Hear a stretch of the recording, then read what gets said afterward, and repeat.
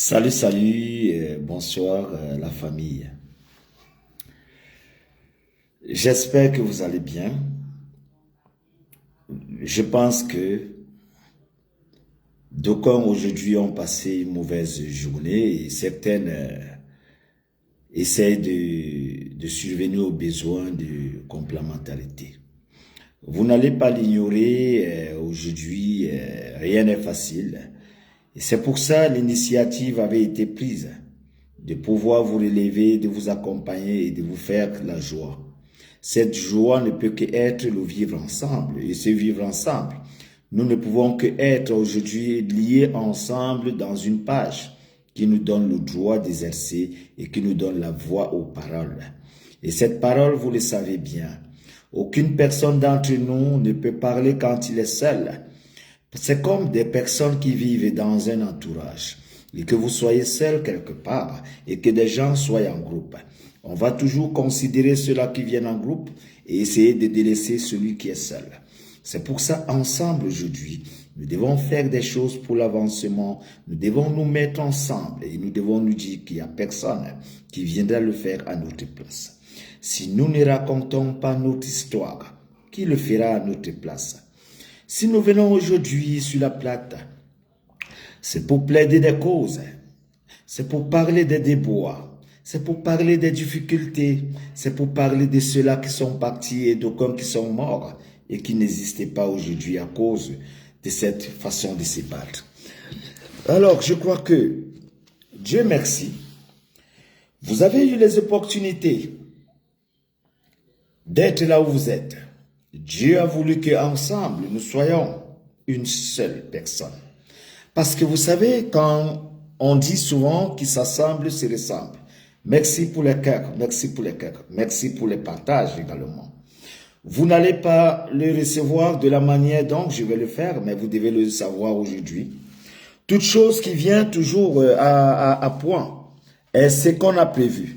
Vous devez noter que depuis un moment, je félicite beaucoup plus ces gens qui prennent le temps de partager les directs, qui prennent le temps d'alimenter dans l'étoile. Parce que vous savez, toute chose qu'on peut bénéficier, c'est ce que l'on écoute. Toute chose qui peut rentrer dans notre concept, c'est ce qu'on met en valeur.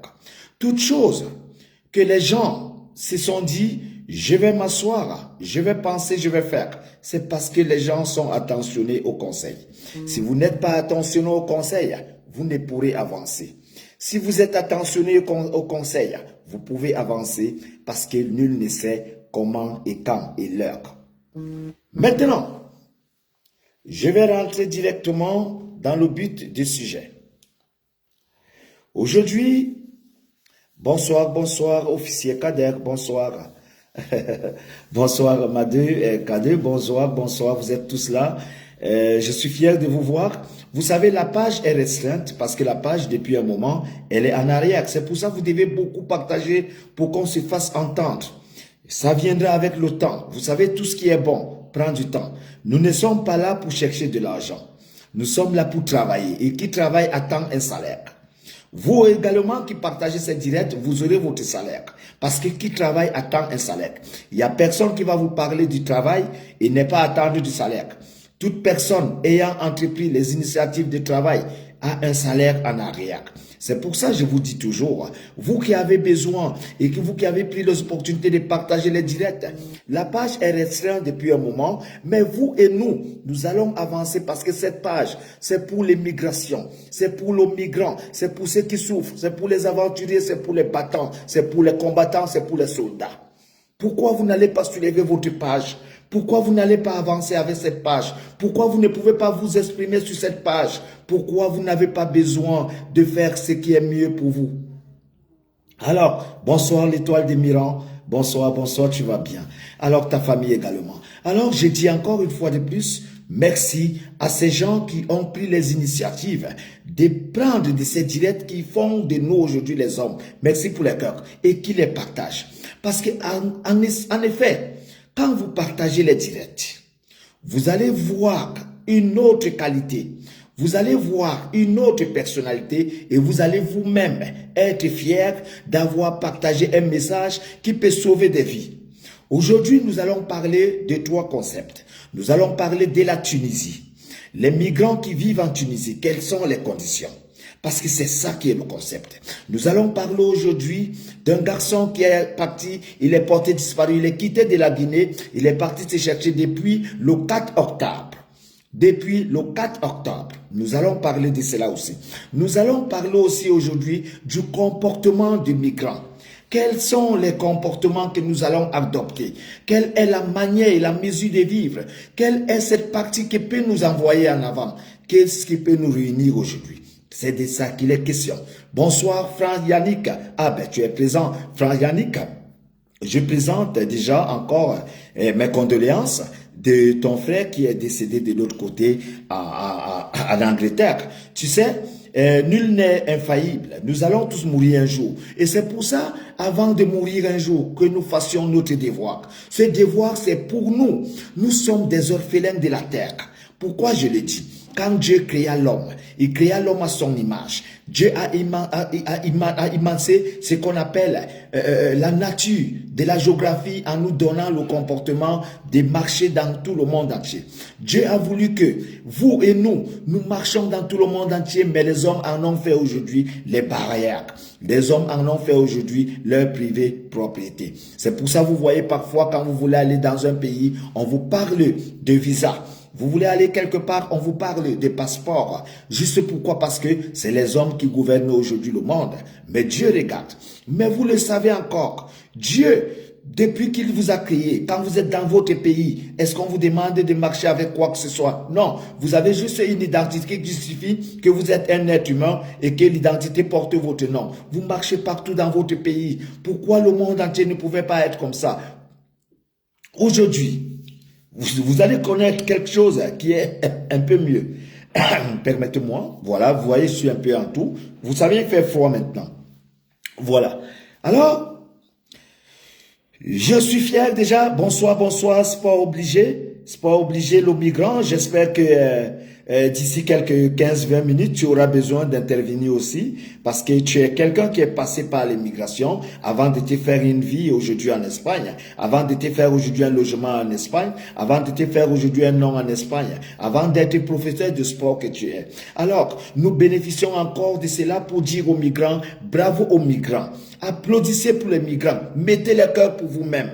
Mettez le cœur pour vous les migrants parce que c'est vous qui avez aujourd'hui l'avenir. Mettez-vous en tête et dites-vous que quand vous avez pris le chemin de l'aventure, vous n'avez pas le droit au manque de respect parce que vous êtes des aventuriers.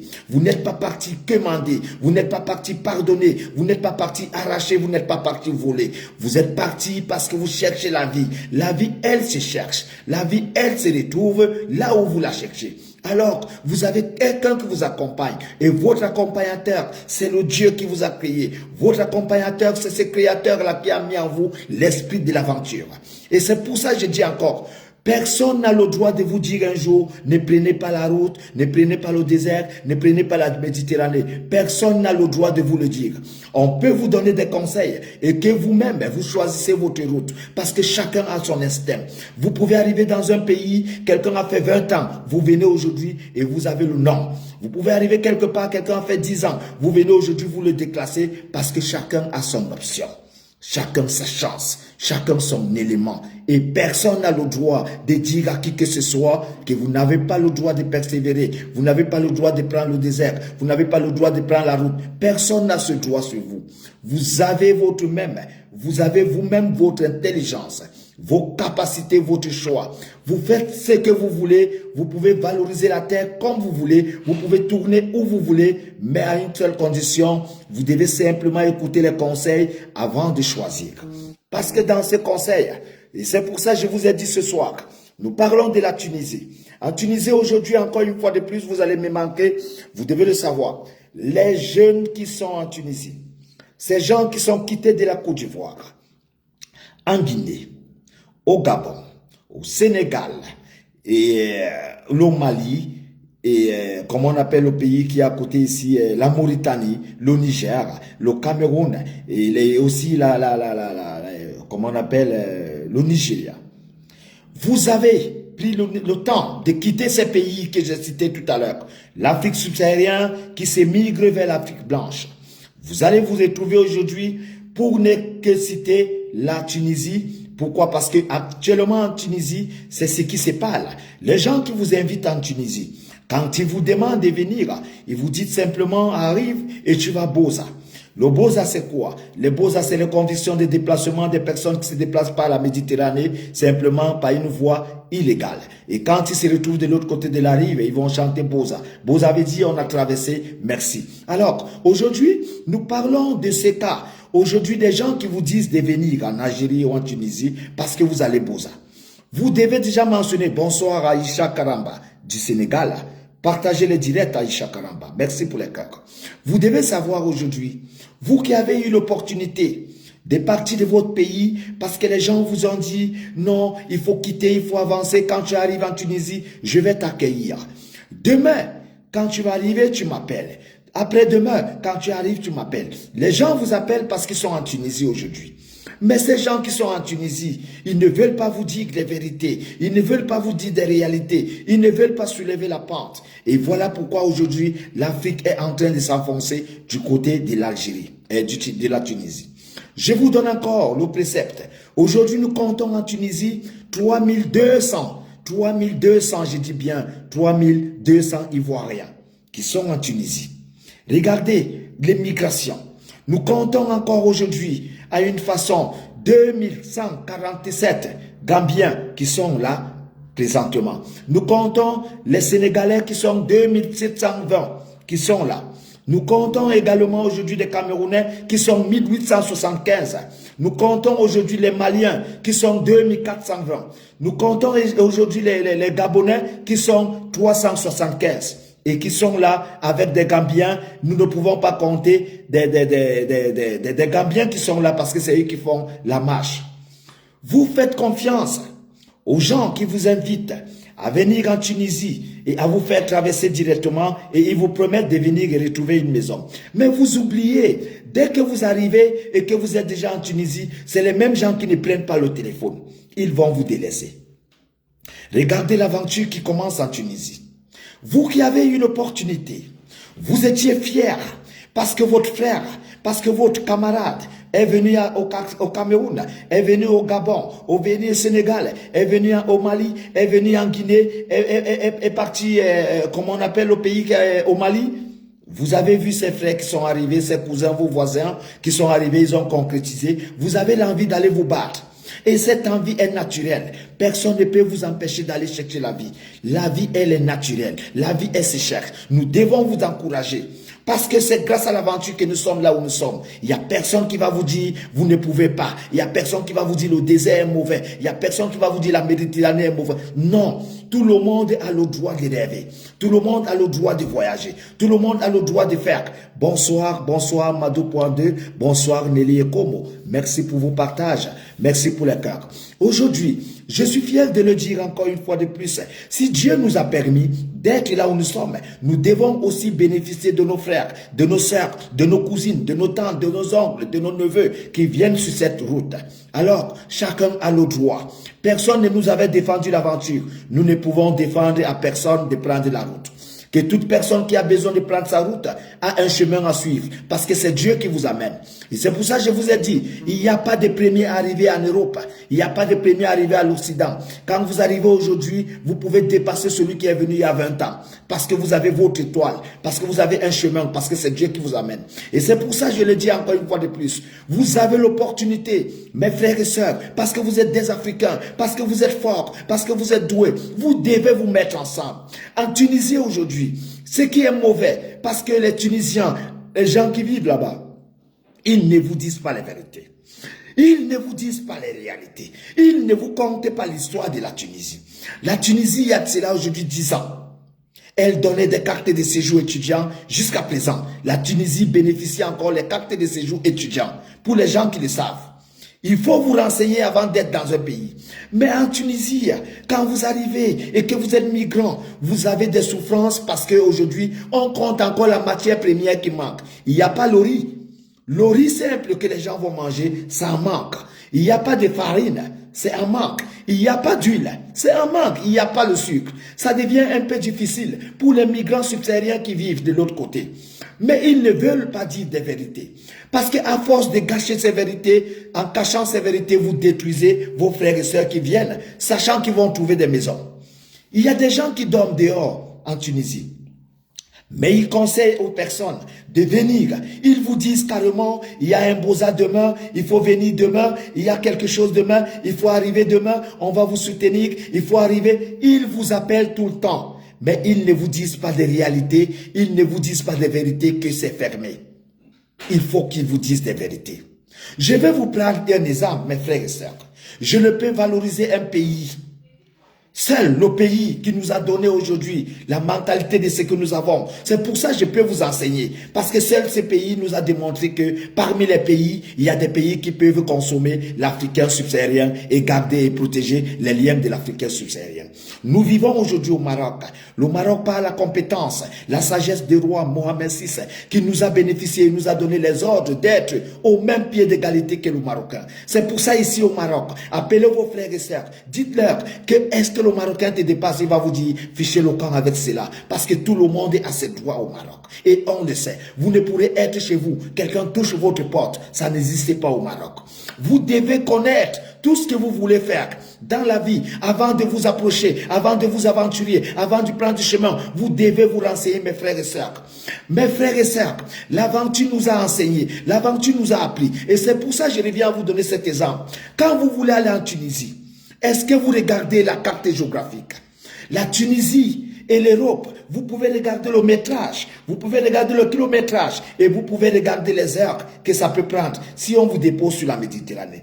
Comment vous pouvez prendre des risques de vous imposer sur la Méditerranée à plus de 8 heures de temps, à plus de 2 jours, à plus de 3 jours? C'est difficile. Mais par contre, vous allez savoir encore aujourd'hui, depuis les années futures, depuis les années antécédentes, vos frères, vos sœurs, vos grands-papas, vos grands-mamans le savent. Tout le monde est passé par le Maroc. L'aventure, l'immigration s'est passée sur le Maroc. Parce que seul le Maroc, dans la carte géographique, représente l'Afrique en Europe. Parce que seul le Maroc a 3 villes ou encore 3 petits blocs qui sont dans l'Espagne. Le Maroc, Comte Cassiago, c'est l'Espagne et le Maroc. Je compte Ceuta, c'est l'Espagne et le Maroc. Je compte Melilla, c'est l'Espagne et le Maroc. Je ne vais pas compter Tanger. Parce que là où je vous dis, au Maroc, ici, là où nous sommes, il y a des gens qui travaillent ici en Espagne. Ils vont 30 minutes, ils reviennent chez eux. Ils vont 30 minutes, ils reviennent chez eux. Ils travaillent ici en Espagne. Posez des questions. Avant de faire l'aventure, vous devez vous asseoir mûrement. Vous devez poser des questions de peur de perdre la vie. Est-ce que vous savez que là où vous êtes en Tunisie, vous pouvez néanmoins vous être contacté par quelqu'un qui vous donne une carte de séjour étudiant. Quand vous êtes peut-être à l'âge de 24, 28, 27 ans, 30 ans, vous pouvez avoir une carte d'étudiant. Et à carte d'étudiant, vous pouvez avoir les documents. Et avec ces documents, vous pouvez voyager librement par avion. Est-ce que vous le savez? Mais par contre, si vous ne le savez pas aujourd'hui, c'est parce que les gens qui vous ont amené en Tunisie ne vous ont pas dit la réalité. Vous savez, tout ancien qui a réussi à faire l'échec de l'aventure ne peut pas vous donner les réalités. Quand un ancien a réussi à perdre son aventure, il ne vous dira pas merci, il ne vous dira pas avance, il ne vous donnera pas de conseils. C'est pour ça que j'aurai tout à l'heure l'intervention d'Espoir Obligé qui va passer là dans quelques 10 minutes et nous raconter sa vie et nous donner un peu le précepte et nous donner ce qu'il pense de l'aventure. Alors, je crois qu'aujourd'hui, si Dieu nous a donné l'aventure, si Dieu nous a donné l'avantage, si Dieu nous a donné l'immigration, c'est parce que nous sommes des migrants. C'est parce que vous êtes des migrants qu'il existe ce qu'on appelle des ONG. C'est parce que vous êtes des migrants qu'il existe ce qu'on appelle l'immigration. L'immigration est reconnue officiellement. Posez des questions, rentrez dans la documentation, entrez dans Google, renseignez-vous mes frères et sœurs. Pourquoi vous perdez encore la vie au XXIe siècle? Nous devons avancer. Vous êtes courageux, vous êtes des Africains, vous êtes braves. Si j'ai pu faire ici, vous pouvez le faire. Vous pouvez le faire si j'ai pu le faire. Personne ne peut vous dire non. Il n'y a pas un aventurier qui va dire ne va pas au désert. Il n'y a pas un aventurier qui va dire ne va pas sur la Méditerranée. Parce que lui-même est passé par là. Mais maintenant, nous essayons avec des gens qui ont eu l'expérience de faire la balance pour éviter beaucoup de morts. Nous essayons aujourd'hui de vous donner le contexte, le pour et le contre et que vous ayez le choix. Parce que c'est notre devoir. Parce qu'il faut valoriser le noir. Parce qu'il faut valoriser l'humanité. Vous avez vu de l'autre côté de Dubaï. Dubaï aujourd'hui est fermé. Pourquoi? Parce que des filles, des hommes qui allaient faire leur vie là-bas n'avaient pas de problème. Jusqu'à l'heure actuelle où certains problèmes ont surgi, où les gens prenaient de leurs photos, leurs vidéos pour poster sur les réseaux sociaux. Et aujourd'hui, il y a suspension de plus de 20 pays pour les visas à Dubaï. Vous voyez ce qui se passe? C'est le noir qui vient finir le noir. Le noir n'aime pas le noir. C'est pour ça que je vous ai toujours dit, vous qui avez eu besoin d'avancer, de prendre la route, de prendre du chemin, d'avancer et de prendre l'immigration en main, vous devez d'abord vous renseigner.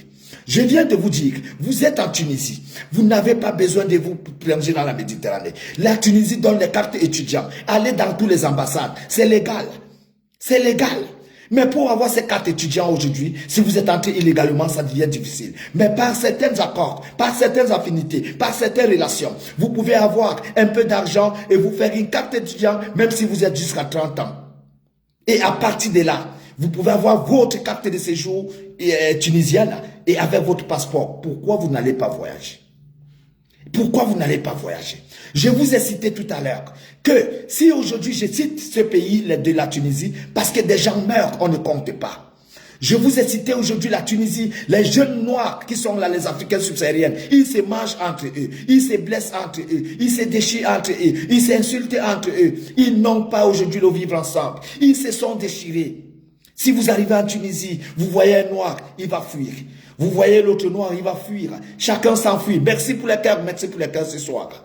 Tout le monde s'enfuit. Pourquoi? Parce que personne ne trouve le devoir. Personne ne veut s'avancer devant l'autre. Personne ne veut être ce qu'on est. Nous sommes les Africains, nous devons nous aimer. Malgré tout, vous êtes en Tunisie.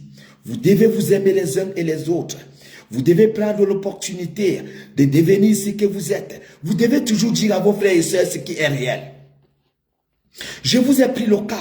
Même quand vous voulez vous aventurer, prenez la carte géographique. Vous allez voir sur la carte géographique le seul pays africain qui est représenté à l'Europe, c'est le Maroc. Le Maroc est un pays qui est limitrophe à l'Europe de 4 points. Je peux vous dire, je vous ai cité Ceuta. Ceuta, c'est le pour et le contre, ça veut dire le Maroc et l'Espagne. Cassiago, c'est le Maroc et l'Espagne. Je vous ai cité également Melilla, c'est le Maroc et l'Espagne. Au Maroc, pour rentrer en Espagne, il y a des endroits où on marche à pied. Il y a des villages au Maroc où un villageois marocain peut vous prendre. Il vous amène, vous le donnez seulement 200 €. Il vous amène à pied, vous rentrez à pied en Espagne. Il y a des villages au Maroc comme ça. Il y a des endroits au Maroc où vous payez votre argent, vous rentrez dans les voitures pour traverser. Parce que le Maroc est limitrophe de l'Europe. Vous devez quand même diminuer le taux de mortalité. Vous devez choisir là où vos parents sont passés, là où vos grands frères sont passés, là où vos oncles sont passés, c'était au Maroc. Mais quand vous choisissez par exemple la Tunisie, la Libye, vous rentrez dans la Méditerranée où vous allez prendre 7 heures, 8 heures, 10 heures de temps, ça devient risquant pour nous. Nous voulons émigrer, nous voulons avancer, nous voulons être bien, mais nous évitons des morts, nous évitons des décès.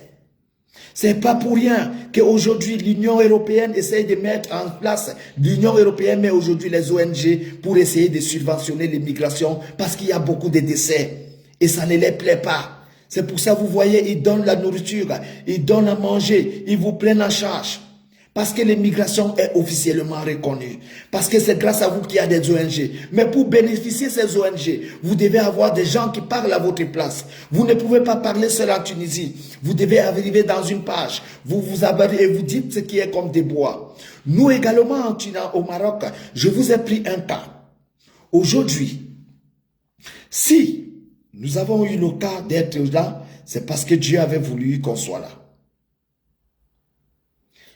Un migrant que je suis, qui avait marché à pied, qui dormait dans des carrefours, qui dormait partout dans les rues, qui était pourchassé de partout, qui n'avait pas de quoi manger, qui allait toquer les portes des personnes pour chercher le vêtement. Le migrant que je suis, j'ai dormi sur les montagnes, des bons dormi dans les frontières, j'ai été chassé, j'ai été humilié, piétiné, insulté, j'ai été parfois dégradé par le visage des personnes, j'ai été craché sur le visage parce que je ne ressemblais à rien, je ne représentais à rien, j'étais le simple noir à la peau qu'on peut chasser. Et j'étais pourchassé de la même sorte. Et personne ne pouvait me supporter. Et tout le monde ne voulait pas me voir parce que j'étais migrant, parce que j'avais la peau noire. Mais Dieu a béni cet homme. Je me suis battu. J'ai mangé dans des poubelles. J'ai mangé partout dans les rues. J'ai mendié comme tout le monde. J'ai demandé partout comme tout le monde. J'ai commandé les vêtements à porter. J'avais même pas de couverture. Et je suis allé toquer des portes. Dieu a voulu que par là, je devienne ce que je suis devenu. Et grâce à moi aujourd'hui, vous n'allez pas compter certains de vos frères qui sont passés par là. Et je surviens encore à leurs besoins. Et j'essaie de donner de mes conseils. Parce que quand vous avez eu un bravoure, démontrez-vous valeureux. C'est pour ça, grâce à ce que je suis. Aucun noir africain ne peut souffrir au Maroc. Si vous êtes dans le droit, personne ne va vous faire chier. Que ce soit le Marocain, que ce soit qui que ce soit, si vous êtes dans la juste cause, appelez-moi. Je mettrai ce qui est à l'ordre pour que justice soit faite. Parce que vous le savez, quand un noir a persévéré, vous devez montrer votre valeur. Parce que nous sommes insultés, parce que nous sommes piétinés, parce qu'on ne nous considère pas. C'est pour ça que je suis fier quand je me rends souvent dans des garages et que c'est le Marocain qui vient travailler et qui me disent il faut changer l'huile, il faut enlever le dégraissage. Je suis fier de le voir. Je fais travailler des Marocains, je suis fier de le voir. C'est la valeur de l'être humain. C'est la valeur de l'aventurier qui était contesté il y a quelque temps. C'est la valeur d'un homme qui est quitté de rien pour être là où je suis. Vous croyez que je serais fier d'entendre parler d'un migrant quelque part qui souffre? Vous croyez certainement. Je vous prends un cas. Je vais vous conter une histoire après mon histoire. J'aurai besoin de vous laisser en charge avec Sport Obligé qui a quelque chose à nous dire ce soir. Voilà mon histoire. Je vous prends un cas. Je suis passé par l'Algérie. Quittant par l'Algérie, j'ai fait la prison à Tlemcen, dans une ville de l'Algérie. J'ai fait la prison parce que quand je suis rentré clandestinement, j'ai été rattrapé par la police. Et cette police m'a demandé de ressortir en 14 jours en me faisant signer l'avis de quitter. Alors, il fallait que je quitte le territoire. Mais là, j'ai été condamné en prison. J'avais fait 2 semaines de prison. Dans les 2 semaines de prison, je ne connaissais pas parler ni arabe. Je ne connaissais rien dire. Alors, dans cette prison, j'ai souffert. Mais Dieu m'a aidé dans la prison. J'ai regardé des yeux et j'ai vu un garçon qui était noir. Je suis venu vers lui parce qu'il avait la peau noire comme moi. Je lui ai dit, ben comment tu vas? Tu viens de quel pays de l'Afrique? Il m'a dit, je viens de la Guinée-Bissau. La Guinée-Bissau, j'étais fier de voir un de mes frères. Un de mes frères de Guinée-Bissau, on a papoté ensemble. Nous avons continué 2 jours de prison encore parce qu'il était dans la même prison et il fallait qu'on sorte. Et pendant qu'on sortait, on nous a amené sur le juge. Je vous ai dit, on nous a donné le mandat de sortie, l'avis de quitter le territoire. Alors, il fallait quitter le territoire. Mais Dieu avait voulu que lui et moi, on soit ensemble. Et je lui ai dit, moi et toi, on va continuer, toi et moi, nous allons faire les choses ensemble. Tu vas où? Il m'a dit, je vais au Maroc.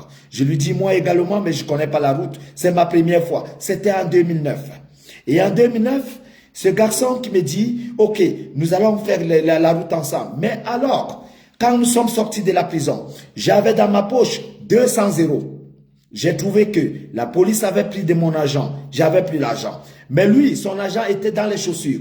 Quand il a pris l'argent, il l'a mis dans sa poche, il avait 500 euros. Alors je lui ai dit, comme tu as 500 euros, nous allons continuer, parce que nous sommes à Tlemcen dans la ville, nous allons continuer à la ville de Oran, avant de voir comment nous allons prendre le chemin du Maroc. Alors il m'a dit, ok, il n'y a pas de problème. Le fait qu'il avait 500 euros maintenant, je lui ai dit, moi je n'ai plus d'argent, les gens là ils ont pris mon argent, ces policiers ont pris mon argent. Alors il m'a dit, là sur place. À la sortie de la prison, devant le portail de la prison. Il m'a laissé devant le portail de la prison, il m'a dit, on lui avait dit que l'aventure est très mauvaise, il ne doit cheminer avec personne. C'est comme ça que ce garçon m'a laissé tomber.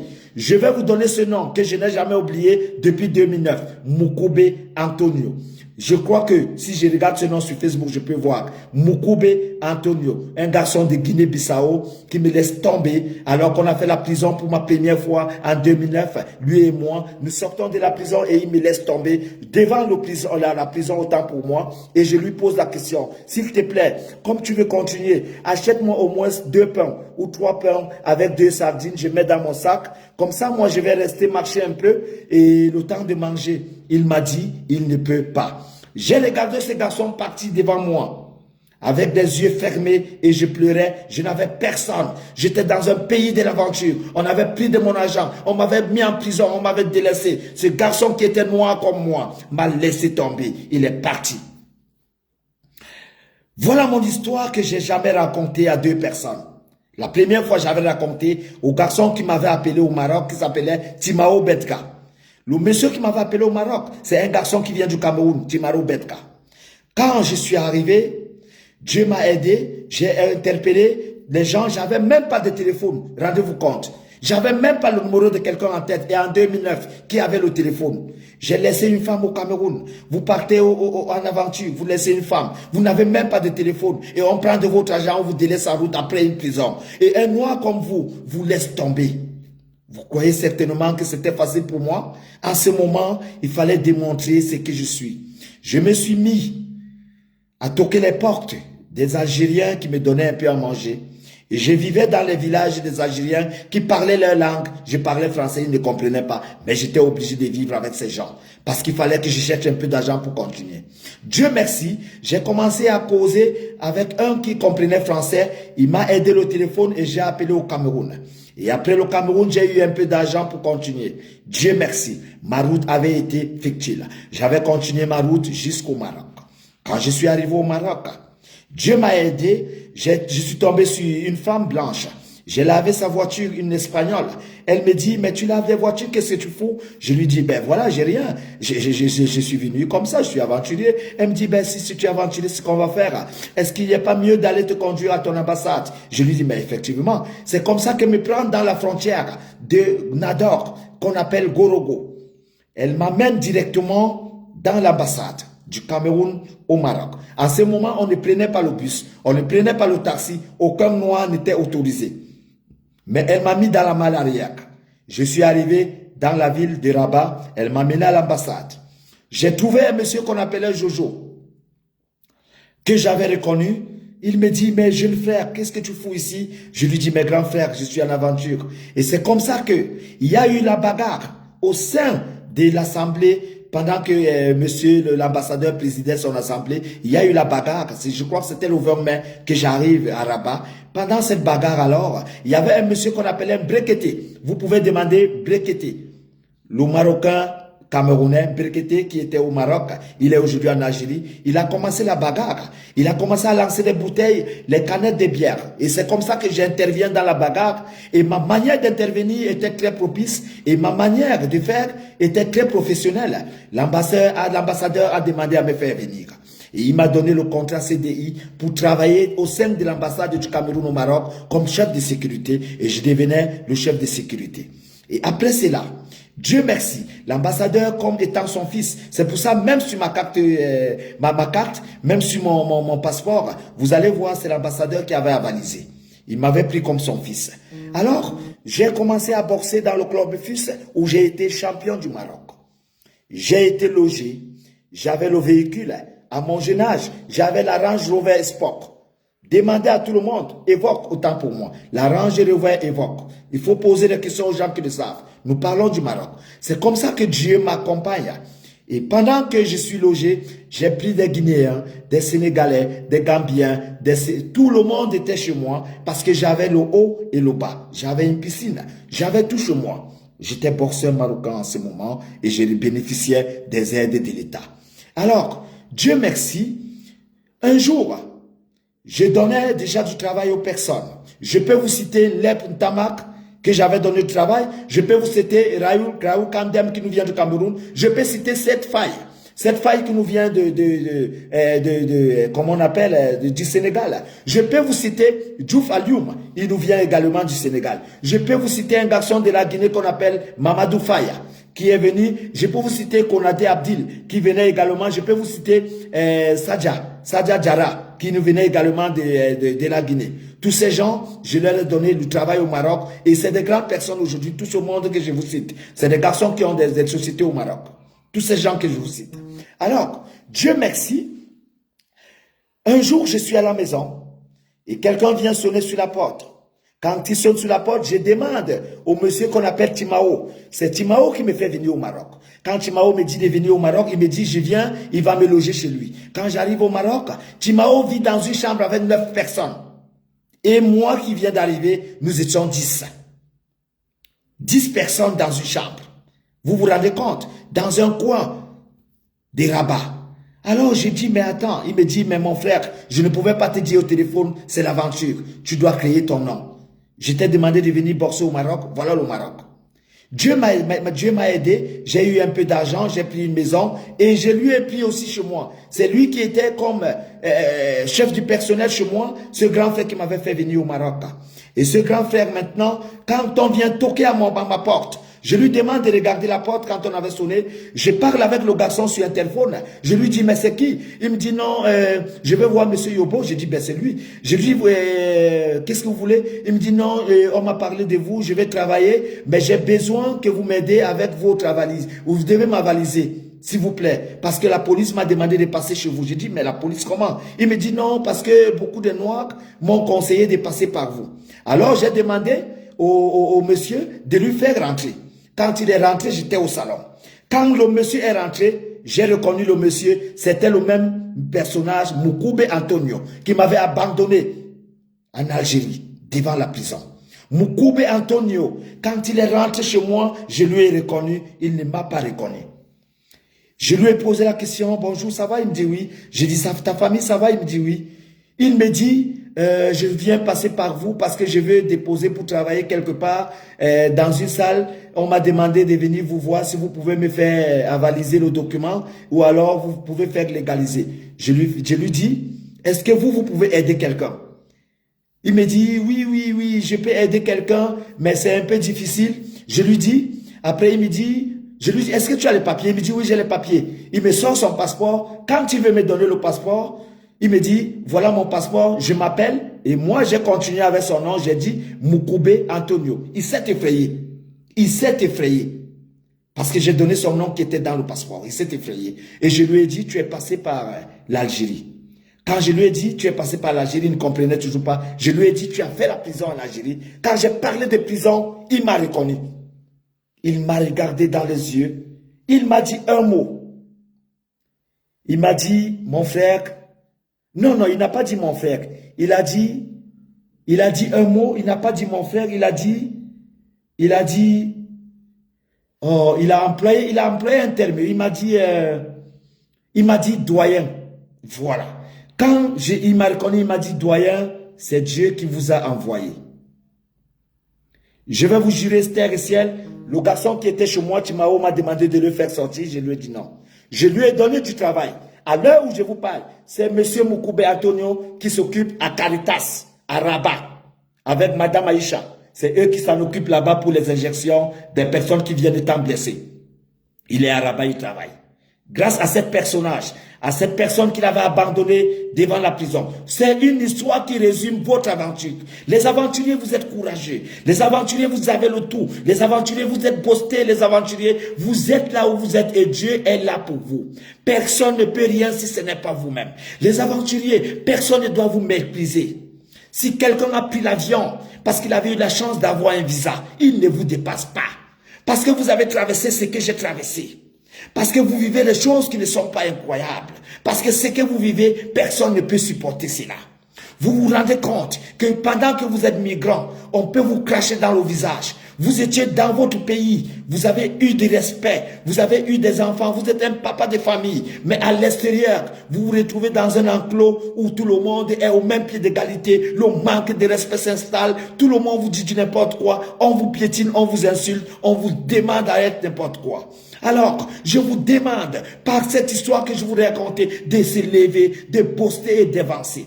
Personne ne peut rien faire si ce n'est pas vous. Regardez un aventurier que je suis aujourd'hui. Un clandestin migrant.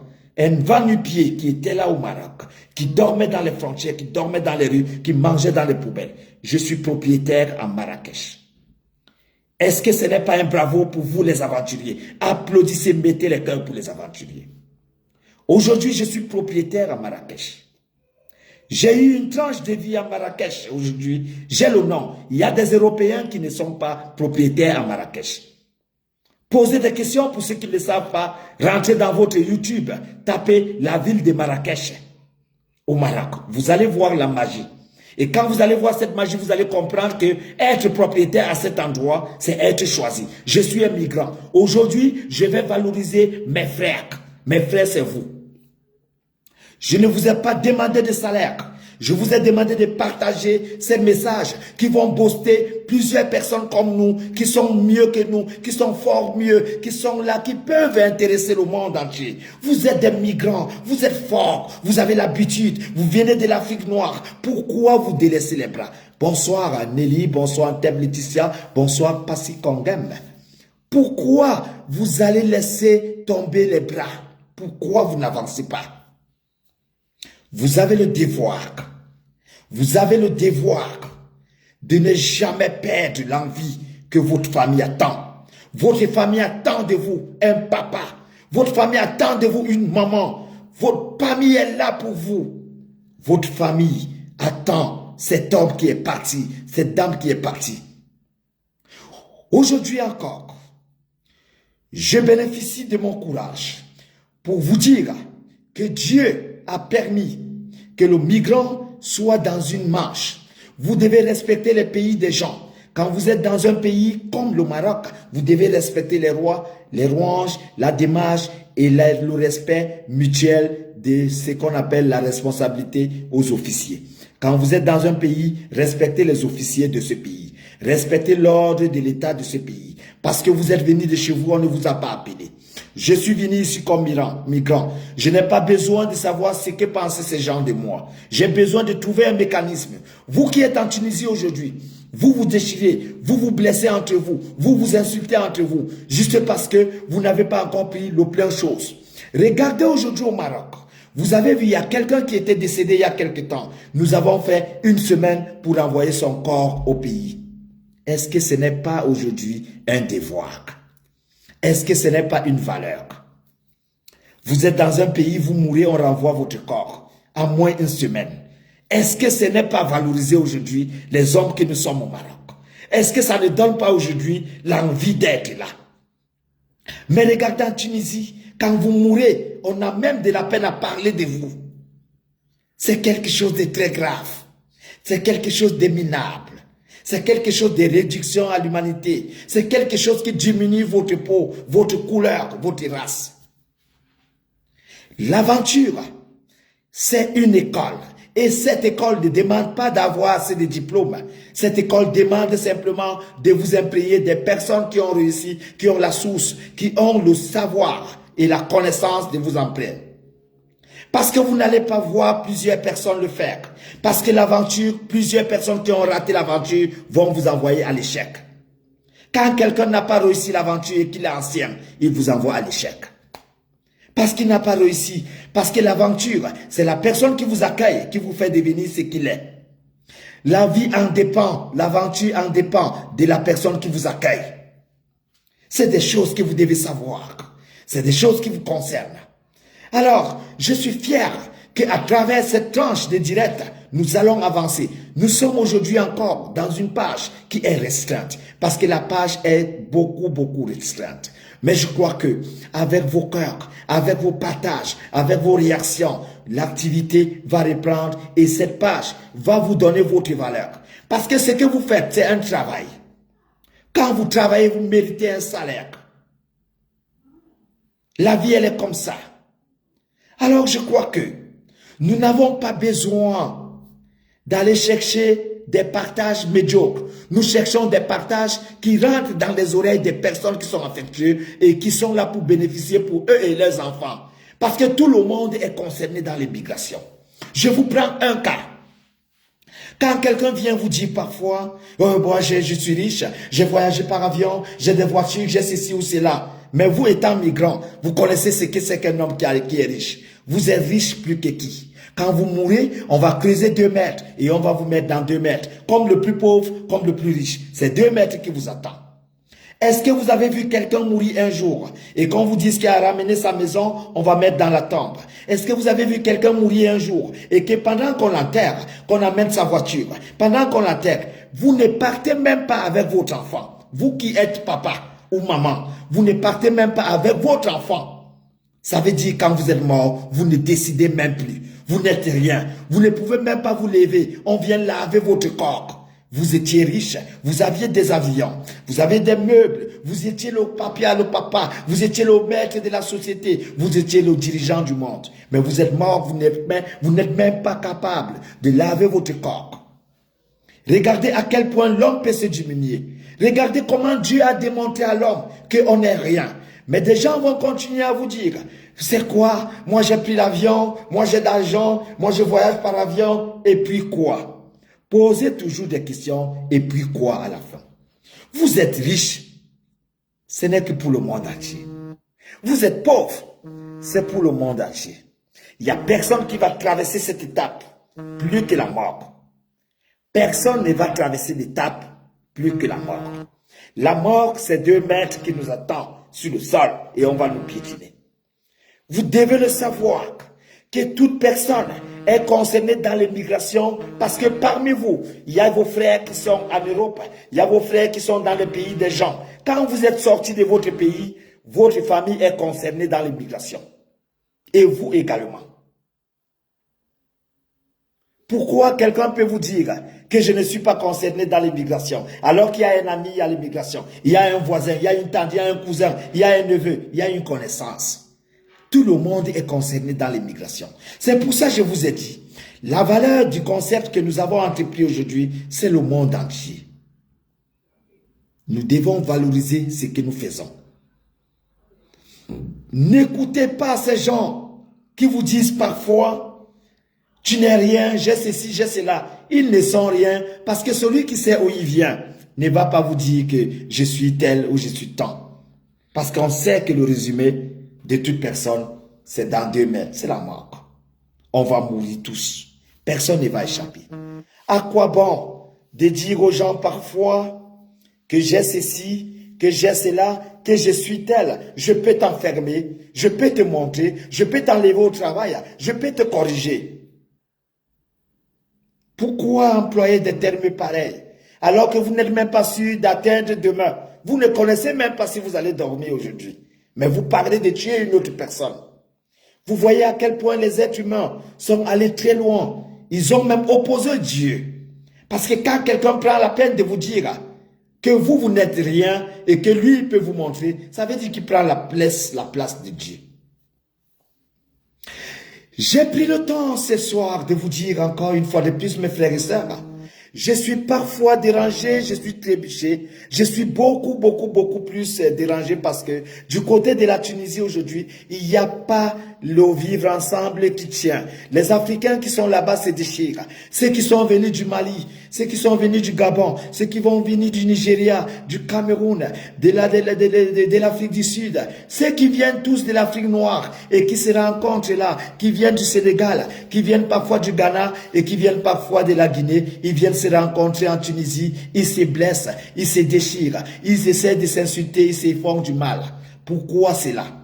Pourquoi vous ne pouvez pas mettre aujourd'hui quelque chose en place? J'ai encore eu ce matin l'un des responsables qui travaille à l'aéroport de la Tunisie, ça s'appelle Carthage. Ce matin, je parlais avec un de mes amis qui s'appelle Faye Mamadou, qui nous vient également du Sénégal. On a envie de mettre là-bas quelque chose comme une petite ONG, une petite organisation ou une association pour des Noirs migrants subsahariens qui vivent en Tunisie.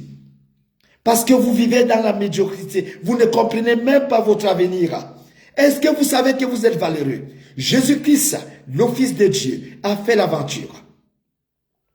Un aventurier est un migrant clandestin. Un aventurier est un orphelin de la rue. Parce qu'il n'y a pas papa, parce qu'il n'y a pas maman. Votre Dieu seul est votre papa. Mais vous devez respecter les échelons. Les échelons, c'est comme votre bras qui porte les 5 doigts et les 5 doigts se dépassent. Il n'y a personne qui peut vous dire le contraire. Les gens qui vous diront parfois le contraire en aventure, c'est les aventuriers qui ont été anciens, 10 ans, 20 ans, 18 ans, qui n'ont rien fait. Quand un aventurier n'a rien fait, il devient menteur. Parce qu'il veut prouver que je vis au Maroc, j'ai ceci, j'ai cela, mais parce qu'il n'a rien. Il n'a rien, il devient menteur parce qu'il a raté l'aventure. Mais quand quelqu'un a réussi l'aventure, il vous dit des vérités. Parce qu'il aimerait vous voir sur ce chemin. Parce qu'il se voit sur le même parcours. Parce que je vois cette souffrance que j'ai parvenue pour être là où je suis aujourd'hui. Je vous ai pris le cas. Est-ce que ce n'est pas félicitable de dire aujourd'hui que je suis propriétaire de Marrakech? Devant certains Européens, je suis propriétaire de Marrakech. Si vous voulez connaître Marrakech, rentrez sur YouTube, tapez Marrakech. Vous allez voir et comprendre qui est propriétaire de Marrakech. Je suis croyant de ces gens qui prennent la route, parce que j'ai pris la route et j'ai cru pour être et je suis. Et je sais que vous pouvez également faire mieux que moi et plus que moi. Mais pourquoi vous baissez les bras les aventuriers? Pourquoi vous baissez les bras les clandestins? Pourquoi vous laissez les gens vous engloutir? Pourquoi vous laissez la distraction vous emporter? Les aventuriers, personne ne peut vous défendre de prendre la route. Personne ne peut vous défendre de prendre la Méditerranée. Mais vous devez écouter d'abord des conseils. C'est pour ça que je vous ai dit, avant de voyager, prenez votre carte géographique. Vous voulez aller en Europe, regardez le pays africain qui est collé à l'Europe. Le Maroc est le seul pays qui a 3 villes dans l'Europe. Le Maroc est le seul pays où des gens qui étaient au Maroc, ils travaillent à 30 minutes en Espagne, ils reviennent chez lui. Vous devez toujours poser des questions. Vous savez, des gens que vous avez trouvé en aventure, qui n'avaient pas réussi, ne vous diront jamais ce genre de choses. Si quelqu'un n'a pas de passeport, il ne va pas vous parler du passeport. Si quelqu'un était venu pied, il ne va pas vous parler des chaussures. Si quelqu'un dort dans une chambre, il ne va pas vous parler des appartements. La vie en dépend de celui que vous côtoyez. Choisissez le meilleur de vous. Devenez l'aventurier clandestin que vous avez eu envie d'être quand vous étiez petit. Je suis sûr. Merci Aïcha Karamba du Sénégal. J'espère que tu te portes bien, ta famille également. Bonsoir, Passi Kongam. Alors, je crois que je n'aurai pas le temps. Je n'aurai pas le temps de prendre encore beaucoup plus de minutes. Si quelqu'un a quelque chose à dire ici, même en 2 minutes, je peux laisser en vidéo et que cette personne vienne ici, si elle a quelque chose à dire ou il a quelque chose à dire pour des migrants subsahariens.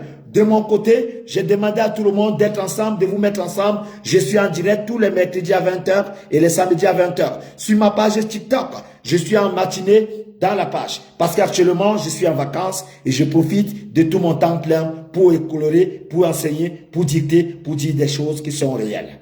Que Dieu nous bénisse. Alors, s'il y a quelqu'un qui veut venir ici et qui veut parler quelque chose, j'ai besoin de prendre cette personne. Mais s'il n'y a pas quelqu'un également, nous allons nous séparer et je vais dire encore une fois de plus, je suis fier de voir ces gens qui ont pris l'opportunité de partager ce soir et qui le font tout le temps. Sachez que il n'y a jamais rien sans rien. Que Dieu nous garde, que Dieu nous préserve. C'était votre frère, Tchak Yobo depuis le Maroc. Au revoir mes frères et sœurs.